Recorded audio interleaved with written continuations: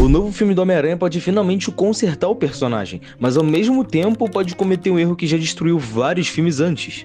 E o mais curioso é que quase ninguém tá falando sobre isso. Há quase 10 anos, em 2016, a gente foi apresentado ao Peter Parker do MCU. E desde então, esse personagem passou por várias versões dentro dos próprios filmes. Em Guerra Civil, ele era carismático, engraçado e funcionava muito bem dentro daquele universo. Em De Volta ao Lar, ele teve seus altos e baixos, mas ainda assim era um começo muito promissor, dava para ver potencial ali. Nos filmes dos Vingadores, mesmo com pouco tempo de tela, ele continuava sendo aquele personagem mais leve, divertido que o público gosta. Só que quando chegou em Longe de Casa, parece que simplesmente esqueceram completamente a essência do personagem. O Homem-Aranha, que sempre foi sobre responsabilidade e independência, virou alguém extremamente dependente de tecnologia, de legado e de mentores. Em Sem Volta pra Casa, eles até tentaram corrigir essa baderna que eles fizeram. O personagem passa por perdas, sofre consequências e no final de tudo ele fica completamente sozinho, sem amigos, sem apoio, sem ninguém lembrando de quem ele é. E ali, pela primeira vez, parecia que a gente estava vendo o verdadeiro Peter Parker surgir. Agora em 2026, com Homem-Aranha Um Novo Dia, tudo indica que finalmente vão entregar essa versão do personagem que os fãs sempre quiseram. Um Peter Parker mais maduro, mais ferrado, tendo que lidar com a própria vida sem ajuda, sem atalhos, sendo de fato o Homem-Aranha que resolve os próprios problemas. E olhando o trailer, tem muita coisa boa que reforça isso. A atmosfera ela parece mais pesada, o personagem parece mais isolado e dá aquela sensação de que finalmente vão focar no que realmente importa. Só que ao mesmo tempo existe um problema muito grande no meio disso tudo. Um problema que pode comprometer completamente essa ideia de um filme mais pessoal, mais focado no Peter Parker. E é exatamente sobre isso que eu quero falar hoje. Porque por mais que esse filme tenha um potencial enorme, ele também pode cair em um erro que a gente já viu acontecer várias vezes. E se isso acontecer, não importa o quão boa seja a proposta, o filme pode simplesmente não funcionar. Então, no vídeo de hoje eu vou te mostrar qual é o grande problema de Homem-Aranha 4.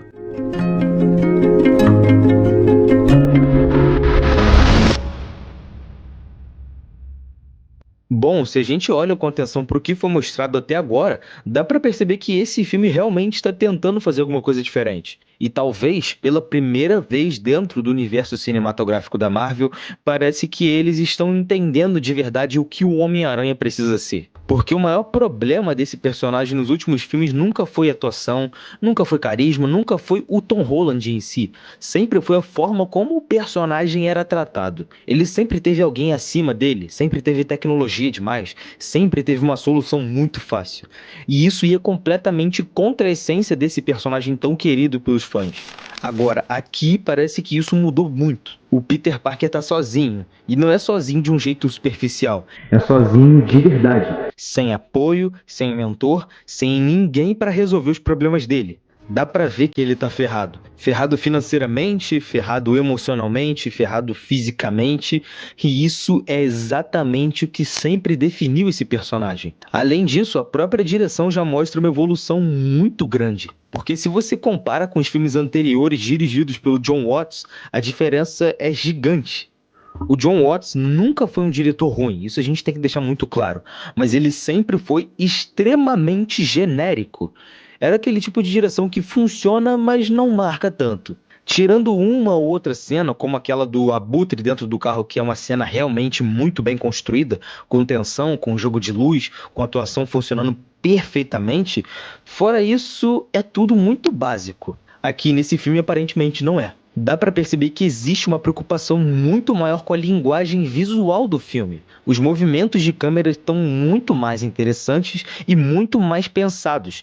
A forma como as cenas são construídas parecem mais criativas. Não parece só um filme seguindo um padrão. Parece que tem uma identidade ali por trás. A própria ambientação ajuda muito nisso. Tem momentos em que o cenário é mais limpo, mais claro, e outros em que tudo fica mais escuro, mais pesado. E isso combina muito com o momento do personagem, com essa dualidade entre Homem-Aranha e o Peter Parker. E essa distinção talvez seja uma das coisas mais legais até agora. De um lado, você tem o Homem-Aranha sendo reconhecido, sendo visto como um herói, ganhando respeito, até simbolicamente representado ali com a chave da cidade. E do outro lado, você tem o Peter Parker completamente destruído, sozinho, sem ninguém, tendo que lidar com a própria vida. E isso, cara, é muito forte. Porque finalmente parece que eles estão separando muito bem essas duas coisas. O herói que todo mundo admira e o cara por trás da máscara que tá sempre se ferrando para conseguir continuar. O próprio uniforme já mostra muito disso.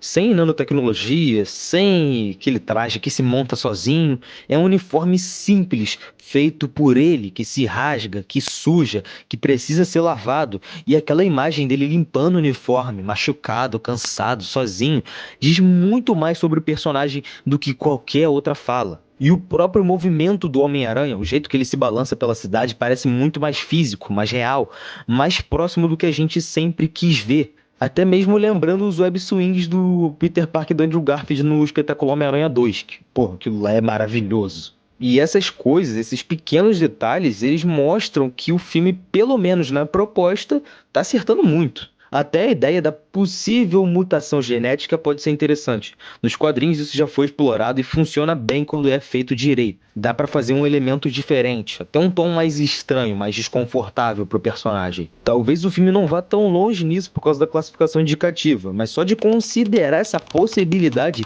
já mostra que estão tentando sair do básico. Então, juntando tudo isso, dá pra dizer com tranquilidade que esse filme ele tem potencial real de ser o melhor Homem-Aranha do Tom Holland. Porque pela primeira vez parece que eles estão tratando o personagem como ele realmente deve ser tratado. Só que tem um porém. Quanto mais você olha pra tudo isso com mais atenção, mais uma coisa começa a incomodar. Porque ao mesmo tempo que o filme parece estar acertando na essência do personagem, ele também começa a dar sinais de que pode estar indo para um caminho completamente oposto. E isso não fica tão claro de primeira, mas quando você começa a juntar as peças, começa a parecer que tem coisa demais acontecendo ao mesmo tempo. Principalmente quando a gente olha para os personagens envolvidos nesse filme. Porque não é só uma questão de quantidade, não é só que tem muita gente. O problema é quem são essas pessoas. Você tem o próprio Homem-Aranha, que já deveria ser o centro absoluto da história. Você também tem a Zendaya como a MJ, que é um nome grandíssimo atualmente e que dificilmente vai estar ali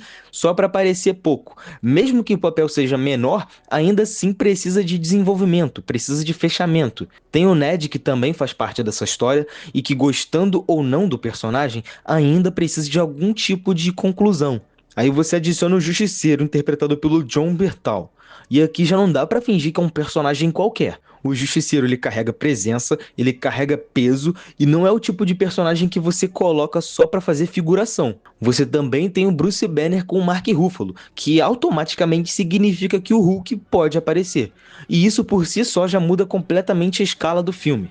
Tem também a Sadie Sink, que talvez seja o maior mistério do filme. A Marvel tá criando um suspense enorme em cima da personagem dela, o que deixa bem claro que ela não vai ser irrelevante, ela não vai ser qualquer coisa. Muito pelo contrário, provavelmente ela vai ter um papel muito importante dentro dessa história. E além disso tudo, ainda tem o Tentáculo, que não é um vilão só, é um grupo inteiro com potencial para ocupar bastante tempo de tela. E ainda tem personagens como o Escorpião, o Lápide e outros que estão sendo colocados dentro desse universo. Quando você junta tudo isso, não parece mais um filme focado no Peter Parker. Parece um filme tentando equilibrar várias histórias ao mesmo tempo. E aí que começa o problema.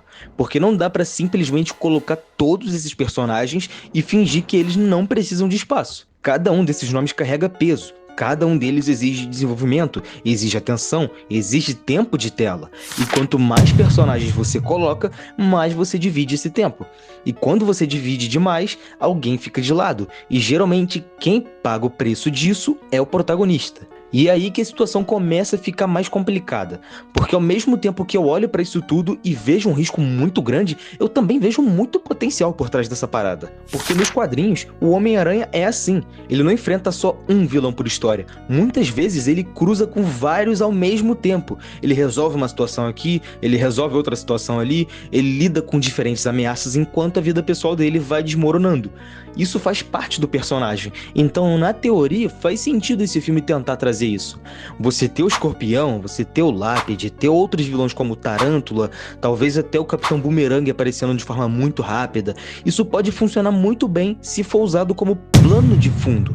Se for algo mais dinâmico, quase como uma montagem, mostrando que o Homem-Aranha ele tá ativo, tá lidando com várias coisas ao mesmo tempo, sem necessariamente transformar cada um desses personagens em um arco principal. E se fizerem isso, pode dar muito certo. Pode deixar o filme mais vivo, mais próximo do que o personagem é nos quadrinhos. Só que o problema começa quando isso deixa de ser um detalhe e passa a competir com a história principal. Porque filme não funciona igual quadrinho, isso é óbvio. No quadrinho você tem mais liberdade, o ritmo é diferente, a forma como você conta a história é muito diferente. Você pode ir, você pode voltar, você pode focar em várias coisas sem necessariamente quebrar a experiência. No filme já não é assim. O filme ele precisa de uma linha clara, ele precisa de foco, precisa de desenvolvimento bem definido. E quando você começa a colocar muita coisa acontecendo ao mesmo tempo, existe um risco muito grande de tudo isso virar só volume sem profundidade. E é aí que entra o maior problema, porque esse filme claramente quer fazer muita coisa. É o Peter Parker lidando com a própria vida, tentando se reconstruir depois de perder tudo.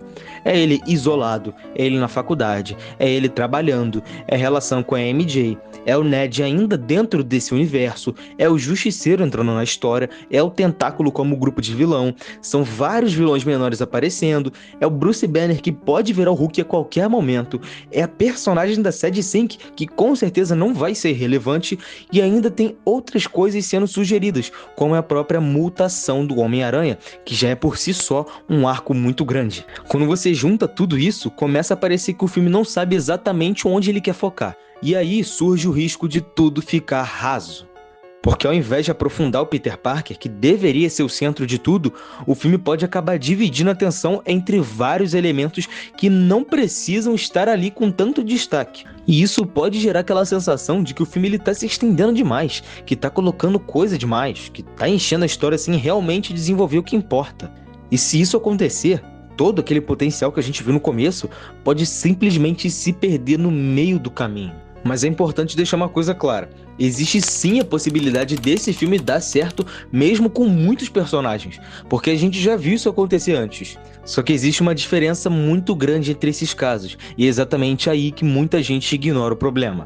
Filmes com muitos personagens costumam funcionar quando eles são construídos para isso. Por exemplo, Vingadores Ultimato é um filme com uma quantidade absurda de personagens, mas ele funciona porque é um evento gigantesco. São mais de 10 anos de construção de universo, é um filme com 3 horas de duração, cada personagem já tinha sido desenvolvido antes e não é um filme tentando apresentar tudo do zero.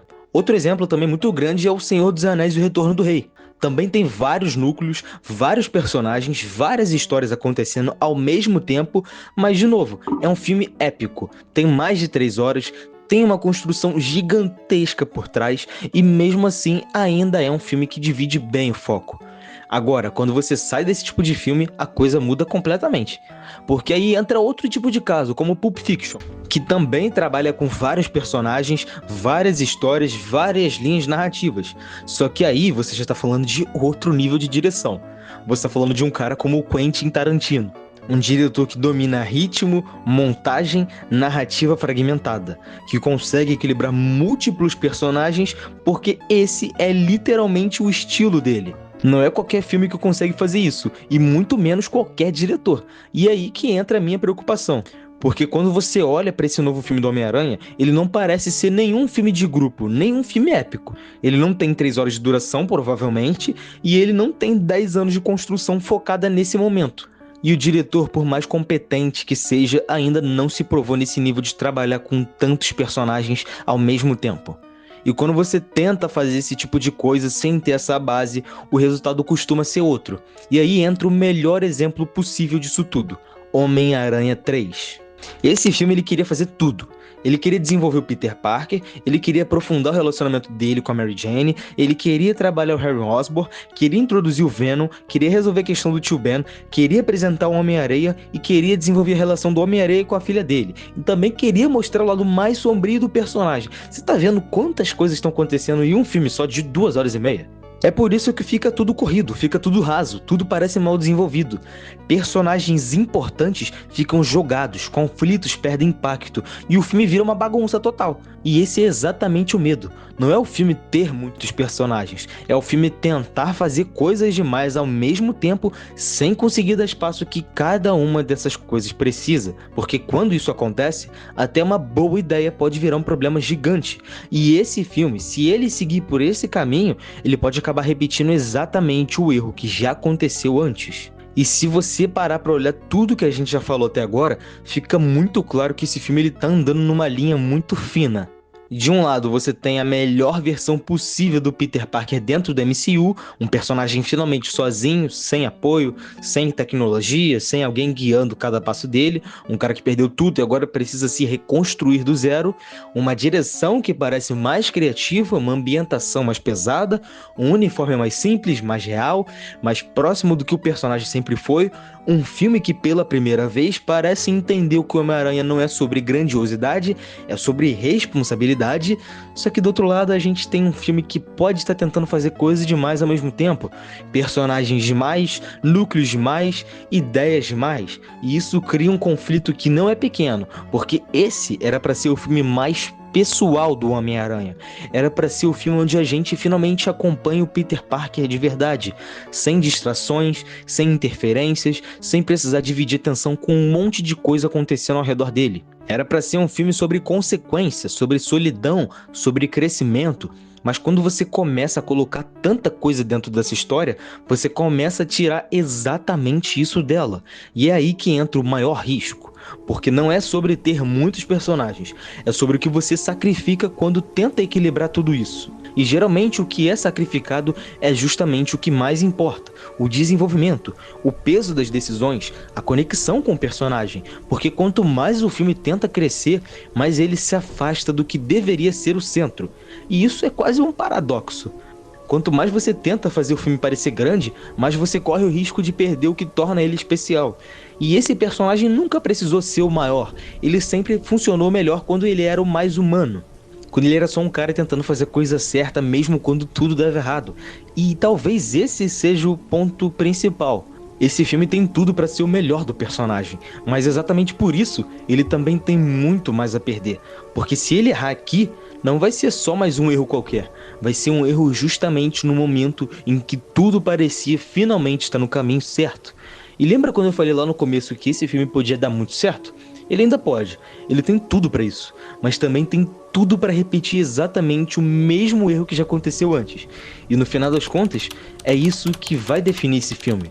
Ou ele vai redefinir o Homem-Aranha dentro desse universo, ou vai mostrar que mesmo depois de tudo, eles ainda não entenderam o personagem. E aí, não importa o quão bonito o filme pareça, não importa o quão interessante a proposta seja, ele vai ser só mais um filme cheio de coisa acontecendo que esqueceu de focar no que realmente importava.